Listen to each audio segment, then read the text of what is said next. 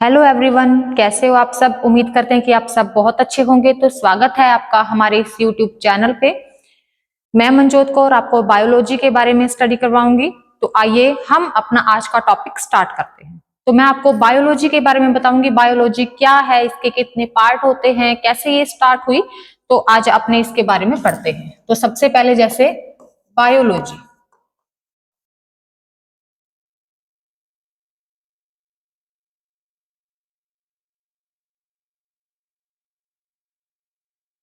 Biology, bio और logy, जिसको कि जीव विज्ञान भी कहा जाता है। हिंदी में इसको जीव विज्ञान कहा जाता है। बायो क्या है? Life, life. और लॉजिस, लॉजी का मतलब क्या है? स्टडी, मतलब अध्ययन। लाइफ मतलब जीवन और लॉजी मतलब स्टडी, मतलब अध्ययन। तो बायोलॉजी साइंस की एक ऐसी ब्रांच है जिसमें हम जीवों के बारे में स्टडी करते हैं, उनका अध्ययन करते हैं कि वे कैसे हैं। तो जो बायोलॉजी है इसकी दो मेन ब्रांच होती है, दो इसकी मुख्य शाखाएं होती है। सबसे पहली शाखा है बॉटनी, दूसरी शाखा है जूलॉजी। इसको हम वनस्पति विज्ञान भी कहते हैं, वनस्पति विज्ञान। और इसको हम कहेंगे प्राणी विज्ञान।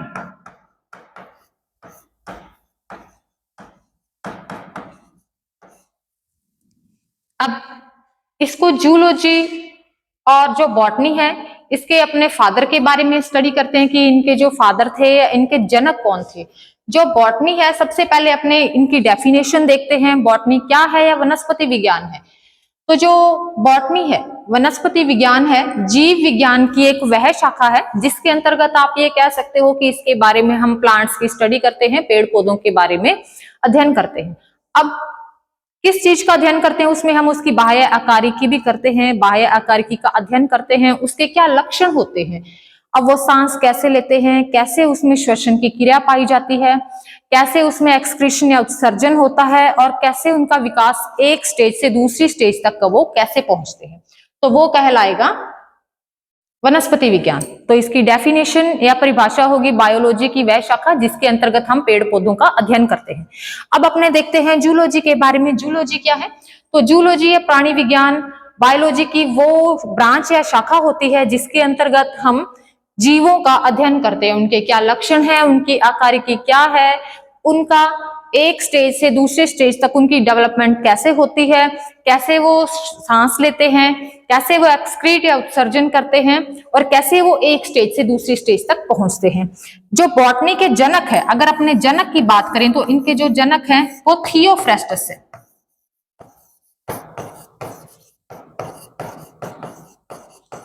इनके जनक थियोफ्रेस्टस है। और बात आती है जूलॉजी की या प्राणी विज्ञान की, तो इनके जनक हैं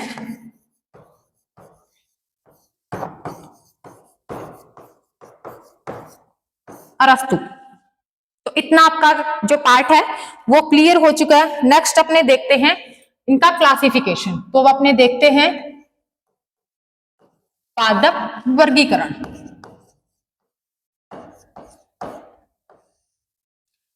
जो पादपों का वर्गीकरण है अब अपने उसके बारे में स्टडी करेंगे। तो सबसे पहले जो पादपों का वर्गीकरण है ये दो प्रकार का, दो इनके मेजर किंगडम होते हैं। तो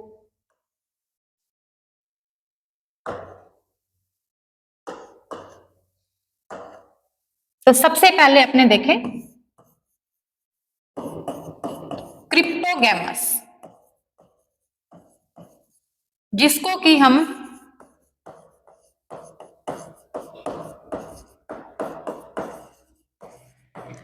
अपुष्पोद्भिद पादप भी कहते हैं, या आप इनको बीज रहित पादप भी कह सकते हो।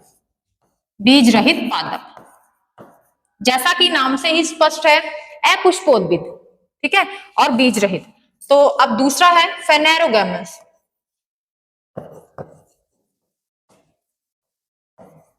फेनेरोगैमस।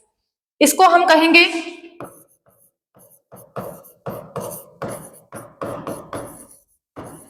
पुष्पोद्भिद और बीज सहित। क्रिप्टोगैमस अपुष्पोद्भिद। ए का मतलब क्या होता है? हमेशा से ए का मतलब अनुपस्थित। क्या अनुपस्थित है इसमें? पुष्पोद्भिद। पुष्पोद्भिद, पुष्पोद्भिद का मतलब होता है ऐसे, अपुष्पोद्भिद का मतलब होगा कि ऐसे पौधे होते हैं जिनमें फूलों का निर्माण नहीं होता या इनमें बीज भी नहीं बनते।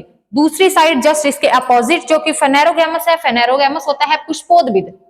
पुष्पोद्भिद का मतलब होता है इसमें फूल बनते हैं और इसमें बीज भी बनते हैं। नेक्स्ट आता है आगे, ये 3 टाइप का होता है इसके। ये है 3 मेजर किंगडम। ये है इसके 3 सब किंगडम। सबसे फर्स्ट आता है इसमें थैलोफाइटा।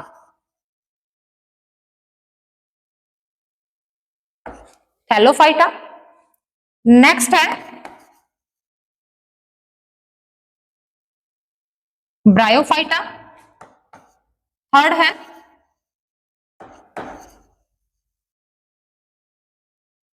टेरिडोफाइटा।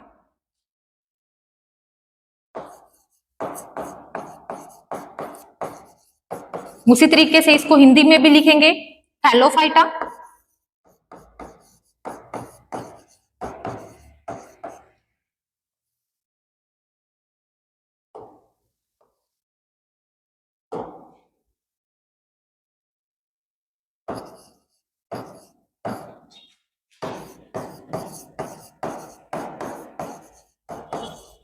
और ये है टेरिडोफाइटा। अगर अपने बात थैलोफाइटा की करें तो थैलोफाइटा को भी आगे 2 पार्ट में डिवाइड कर दिया है, एल्गी और दूसरा है फंजाई, जिसको हम कहेंगे शैवाल और इसको कहेंगे कवक। जो अपुष्पोद्भिद पादप हैं इनका हमने क्लासिफाइड कर दिया है। अब हम इधर देखते हैं ये कितने प्रकार के होते हैं। ये 2 प्रकार के होते हैं। सबसे पहला है हमारे पास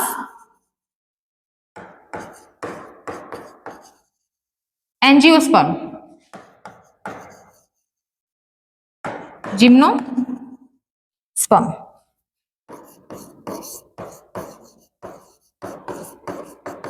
एंजियोस्पर्म और दूसरा है जिम्नोस्पर्म। तो ये क्लासिफिकेशन है।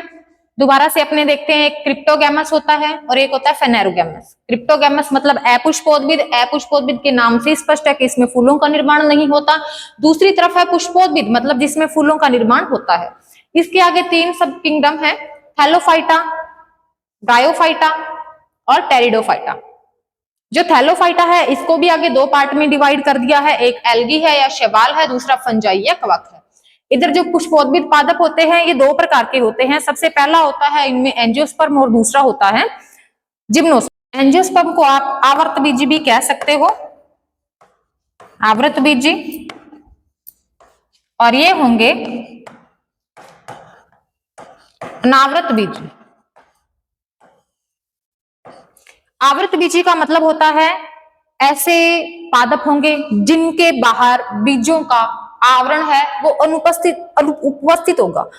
और जो जिम्नोस्पर्म है या अनावृत बीजी है ये ऐसे पादप होंगे जिनके जो बीज होंगे उनके बाहर कवरिंग या जो आवरण है वो अनुपस्थित होगा। तो अपने इसको डिटेल से देखते हैं। क्रिप्टोफाइटस, अपने इसको डिटेल से देखते हैं। तो फर्स्ट है इसका क्रिप्टोगैमस या क्रिप्टोफाइटस। इसका मतलब क्या होता है? यह होते हैं अपुष्पोद्भिद। अपुष्पोद्भिद मतलब ए का मतलब क्या है? अनुपस्थित। क्या अनुपस्थित है इसमें? पुष्प, जैसा कि इसके नाम से स्पष्ट है, ए का मतलब अनुपस्थित, और उसके बाद है पुष्पोद्भिद, मतलब ऐसे पादप जिनमें फूलों का निर्माण नहीं होता, और फूलों का निर्माण नहीं होता तो बीजों का निर्माण भी नहीं होगा। तो इसमें आप नोट कर सकते हैं, नो सीड फॉर्मेशन, मतलब बीज रहित।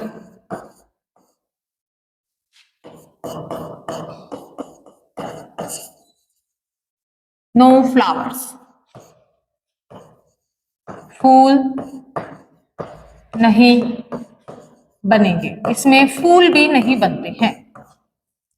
तो इसका जो सबसे पहला टाइप है, जैसे कि 3 मेजर इसके किंगडम मैंने आपको बताए थे, अब जो 3 सब किंगडम है उसके बारे में अपने स्टडी करते हैं। तो फर्स्ट है इसका थैलोफाइटा।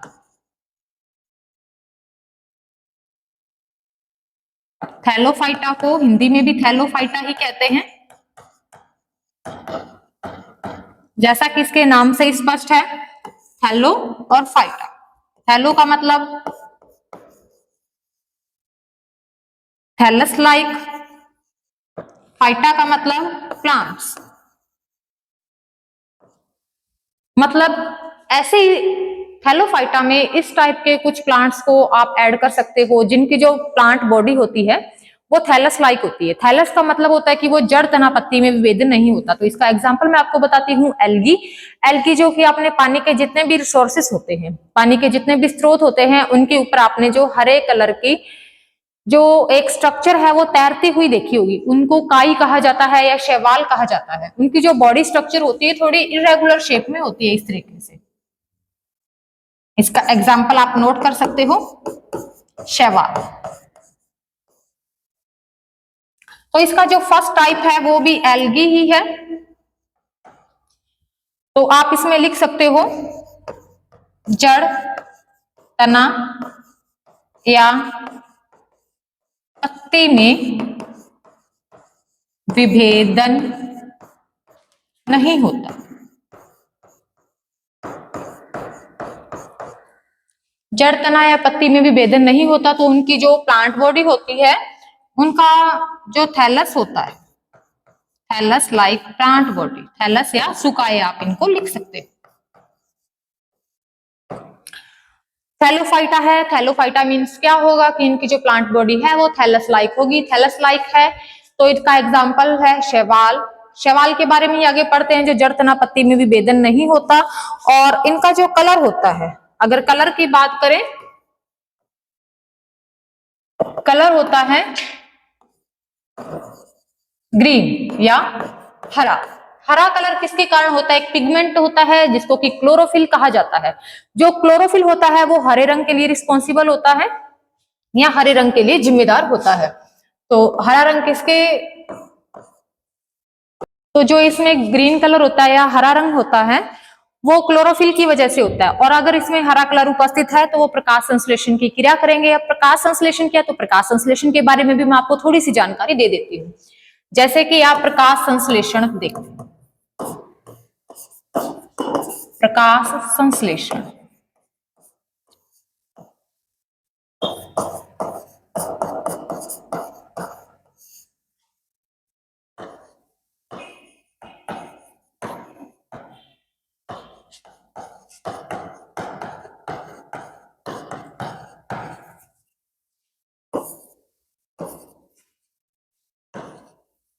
तो प्रकाश संश्लेषण एक ऐसी प्रक्रिया है जिसके द्वारा जो हरे पौधे होते हैं वो अपने भोजन का निर्माण करते हैं। और जब वे अपने भोजन का निर्माण करते हैं तो उसमें सबसे पहली बात ये है कि उनका जो कलर है, जो मैंने आपको यहाँ पर बताया है, उनका कलर है वो हरा होना चाहिए। अगर उनका कलर हरा है, ग्रीन कलर है, तो मतलब उसमें क्लोरोफिल उपस्थित है। क्लोरोफिल एक ऐसा पिगमेंट या एक ऐसा वर्ण कह सकते हो जिनकी वजह से फोटोसिंथेसिस या प्रकाश संश्लेषण की प्रक्रिया होती है। अब प्रकाश संश्लेषण क्या है? प्रकाश संश्लेषण में जैसे कि हम सांस लेते हैं तो हम कार्बन डाइऑक्साइड को अपने नाक के द्वारा बाहर छोड़ते हैं, और हम जो ऑक्सीजन है जो कि हमें पेड़ों से मिलती है वो हम अंदर लेते हैं। तो जो हम अपनी कार्बन डाइऑक्साइड है, इस कार्बन डाइऑक्साइड को जब हम बाहर छोड़ते हैं तो क्या होता है, जब हम कार्बन डाइऑक्साइड को बाहर छोड़ते हैं तो जो पौधों में पानी उपस्थित होता है, पौधे भी हो सकते हैं, काई भी हो सकते हैं, हर एक ऐसी वेजिटेशन जिनमें ग्रीन कलर प्रेजेंट होता है वो फोटोसिंथेसिस या प्रकाश संश्लेषण की प्रक्रिया करते हैं।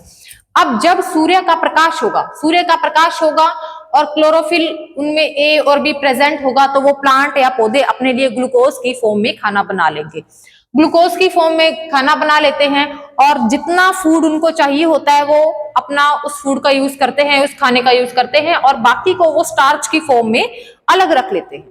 वो अपना फूड जब स्टार्च की फॉर्म में अलग रखते हैं तो जब उनको जरूरत होती है तब वो उस फूड का यूज करते हैं। जैसे रात के टाइम में सूरज नहीं निकलता तो उनको मूवमेंट वगैरह भी चाहिए होती है और रेस्पिरेशन या श्वसन की प्रक्रिया भी होती है, तब वे उस स्टार्च का यूज कर लेते हैं और अपने फूड को लगातार यूज करते रहते हैं। तो जैसे कि मैंने आपको बताया कि जो एल्गी होती है या जो शैवाल होते हैं वो हरे रंग के होते हैं और हरे रंग के होने के कारण वो अपना भोजन अपने आप बनाते हैं। कौन सी प्रक्रिया के द्वारा?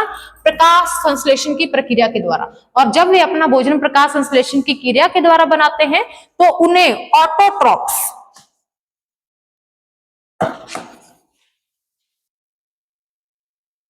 ऑटोट्रॉप्स या समयपोषी भी कहा जाता है। अब बात आती है कि ये समयपोषी क्या है। समय और पोषी, समय मतलब अपने आप और पोषी का मतलब पोषण। कुछ ऐसे प्लांट्स जो अपना भोजन अपने आप बनाते हैं उन्हें समयपोषी कहा जाता है और वो कुछ ऐसे भी होते हैं कुछ प्लांट्स जिनमें ग्रीन कलर नहीं होता तो वो अपना भोजन किससे लेते हैं, वो दूसरे पौधों से अपना भोजन लेने का काम करते हैं, तो उन्हें हेटेरोट्रॉप्स या विषमपोषी की प्रोनाउंसिएशन भी आप दे सकते हो। अब बात आती है कि इनका रिप्रोडक्शन कैसे होता है। जैसे इन्होंने न्यूट्रिशन ले लिया, इन्होंने भोजन ले लिया, भोजन इन्होंने स्टार्च की फॉर्म में लिया। अब बात आती है रिप्रोडक्शन की, तो ये रिप्रोडक्शन या जनन कैसे करेंगे। तो अपना जो नेक्स्ट टॉपिक है वो है रिप्रोडक्शन।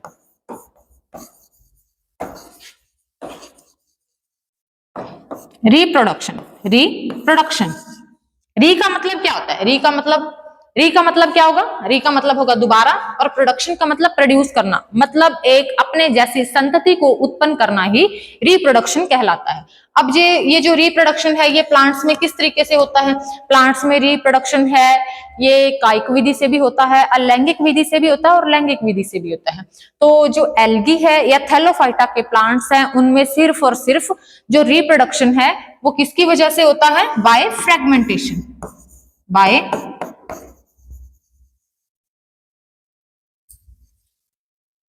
फ्रेगमेंटेशन, जिनको कि आप हिंदी में विखंडन भी कहते हैं। विखंडन क्या होता है?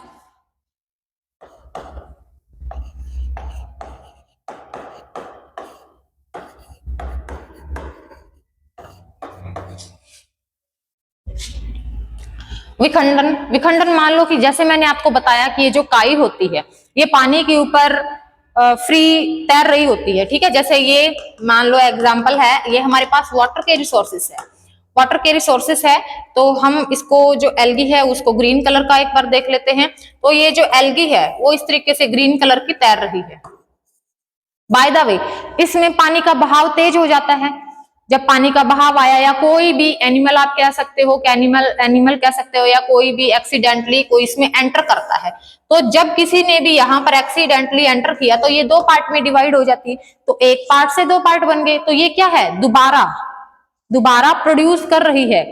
जो छोटी छोटी कोशिकाएं होंगी, कोशिकाएं क्या करती हैं? आगे विभाजन करती है और विभाजन करने के दौरान क्या होगा?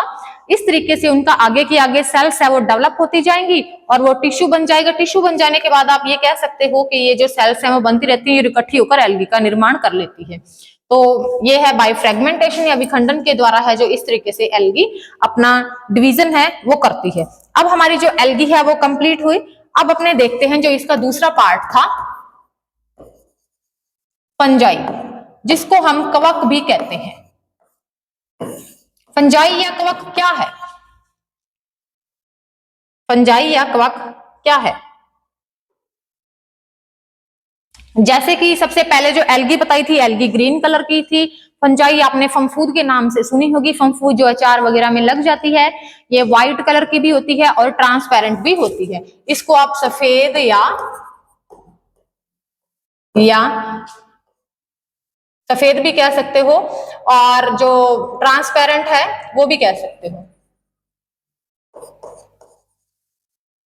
ट्रांसपेरेंट होती है, सफेद भी होती है और ट्रांसपेरेंट भी होती है, और इनके अंदर कोई भी जो कलर है वो प्रेजेंट नहीं होता। कोई भी इनमें जो जैसे एल्गी में मैंने आपको बताया था कि इसमें क्लोरोफिल प्रेजेंट होता है, तो इसमें कोई भी कलर प्रेजेंट नहीं होता, और कलर प्रेजेंट नहीं होता, क्लोरोफिल उपस्थित नहीं होगा, तो ये क्या करेंगे, अपना भोजन नहीं बना पाएंगे। अब ये अपना भोजन अगर नहीं बना पाते हैं तो ये अपने भोजन के लिए ऊपर किसके ऊपर डिपेंड रहते हैं, तो वो अपने भोजन के लिए किसी दूसरे के ऊपर डिपेंड रहते हैं। तो इनकी सबसे बड़ी खासियत है कि ये क्या करते हैं, पानी का अवशोषण करते हैं।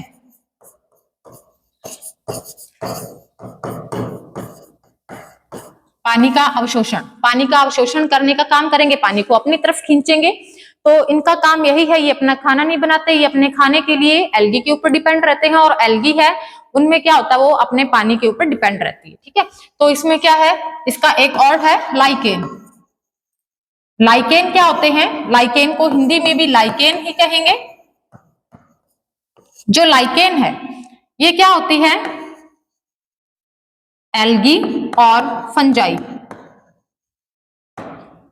शैवाल और कवक, इन दोनों के कॉम्बिनेशन से बनती है, और ये दोनों सिम्बायोटिक रिलेशनशिप शो करते हैं। सिम्बायोटिक मतलब सहजीवी जीवन यापन करते हैं। अब है एल्गी, है एल्गी क्या करती है, इसको अपना क्या देती है, खाना देती है, खाना बना के देती है, और जो फंजाई क्या करती है, इससे पानी लेने का काम करती है।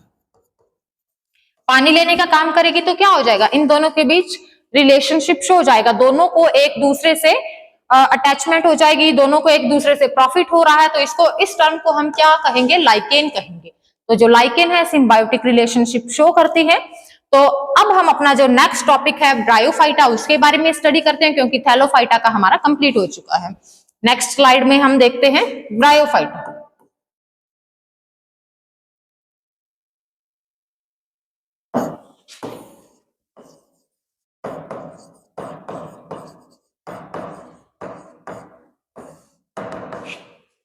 जो ब्रायोफाइटा है ये थैलोफाइटा से थोड़ी सी आप ये कह सकते हो कि उसमें मैच्योर स्ट्रक्चर होती है, इसमें भी वेस्कुलर बंडल है या कनेक्टिव टिश्यू है वो प्रेजेंट नहीं होती। तो वेस्कुलर या कनेक्टिव टिश्यू क्या होते हैं,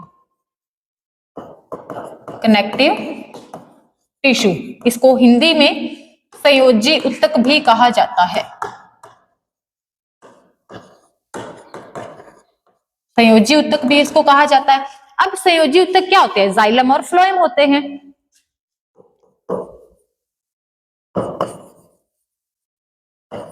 जो कि एक खाना बनाने का काम करता है और दूसरा क्या है, पानी देने का काम करता है।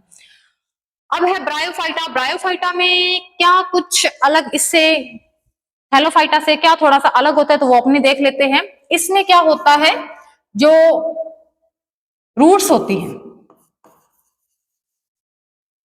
रूट्स या जड़ होती हैं, ये किसके फॉर्म में होती है, राइजोइड की फॉर्म में होती है। राइजोइड, जिसको आप ये कह सकते हो कि इस तरीके से राइजोइड्स की फॉर्म में होती है, प्रॉपर जड़ का निर्माण नहीं होता। इसमें जो स्टेम है और जो आप कह सकते हो लीव्स है वो भी थोड़ी फॉल्स होती है, मतलब आप ये कह, उनकी पूरी तरीके से स्ट्रक्चर वो नहीं होती है। ठीक है,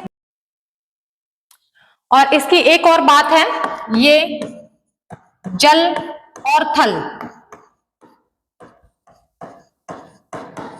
दोनों के ऊपर पाया जाएगा।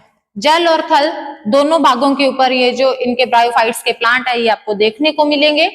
और इसमें भी क्या होता है, जो ग्रीन कलर है वो प्रेजेंट होता है, ये मॉसिस लाइक होते हैं।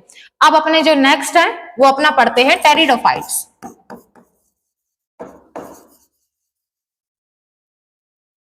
टेरिडोफाइट्स, अब टेरिडोफाइट्स क्या है, टेरिडोफाइट्स आप ये कह सकते हो कि भूमि पर पाया जाने वाला सबसे पहला पादप होता है, क्योंकि जो थैलोफाइटा था, थैलोफाइटा थी एक थैलस लाइक स्ट्रक्चर थी, और उसके बाद जो ब्रायोफाइटा है, ब्रायोफाइटा क्या होती है, थोड़ी सी फॉल्स स्ट्रक्चर होती है, आप ये कह सकते हो। फॉल्स मतलब कि उनमें से अच्छे तरीके से विभाजन नहीं होता है। जो टेरिडोफाइटा है, टेरिडोफाइटा क्या होती है, बिल्कुल हमारी डेवलपमेंट की जो स्ट्रक्चर होती है। अब इसमें क्या आएंगे, जो टेरिडोफाइट्स वगैरह होते हैं, टेरिडोफाइट्स में जो प्लांट्स होते हैं वो भूमि पे पाए जाएंगे। इसमें वेस्कुलर बंडल भी उपस्थित होंगे, मतलब संयोजी उत्तक भी इसमें उपस्थित होंगे, संयोजी उत्तक उपस्थित।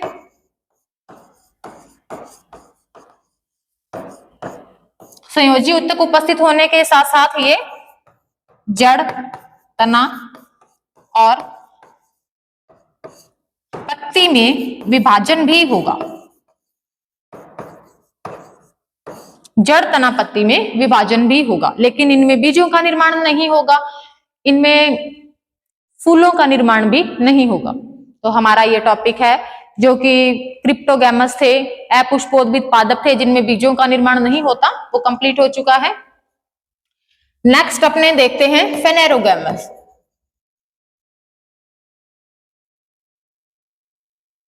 फेनेरोगैमस जिसको आप क्या कहोगे,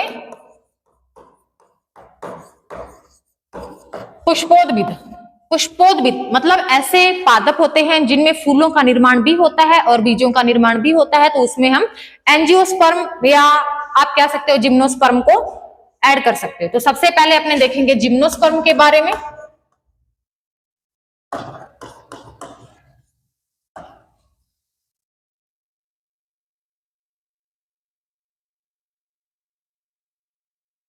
जो जिम्नोस्पर्म है इसको आप अनावृत बीजी भी कह सकते हो। अनावृत बीजी, अनावृत बीजी का मतलब क्या होता है कि इसमें सीड कोड प्रेजेंट नहीं होते हैं। जो इसमें जिम्नोस्पर्म में आप देख सकते हो इनके क्या क्या कैरेक्टर्स हैं, इनके या लक्षण क्या है। सबसे पहले तो ये मरुद्भिद पादप होते हैं, मरुद्भिद पादप होंगे और इनसे हमें लकड़ी भी प्राप्त होगी। ये सदाबहार पादप होंगे, इनमें फूलों का निर्माण भी होगा,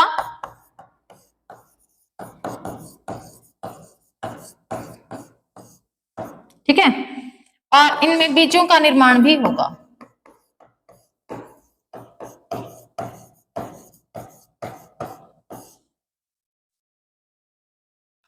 इसको आप लिख सकते हो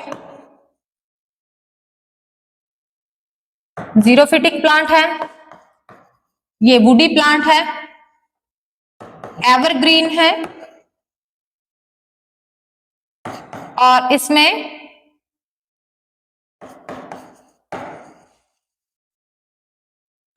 फॉर्मेशन ऑफ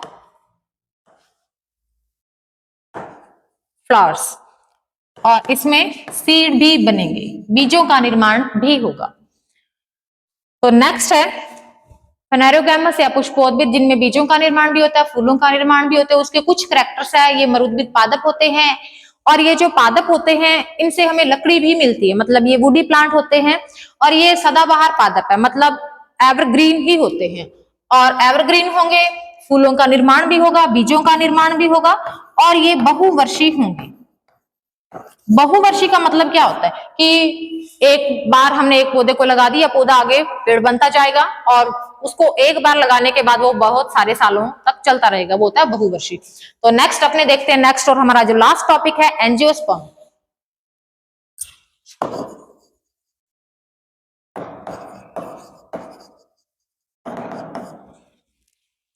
अब एंजियोस्पर्म क्या है, एंजियोस्पर्म होते हैं आवृतबीजी पादप, आवृतबीजी पादप।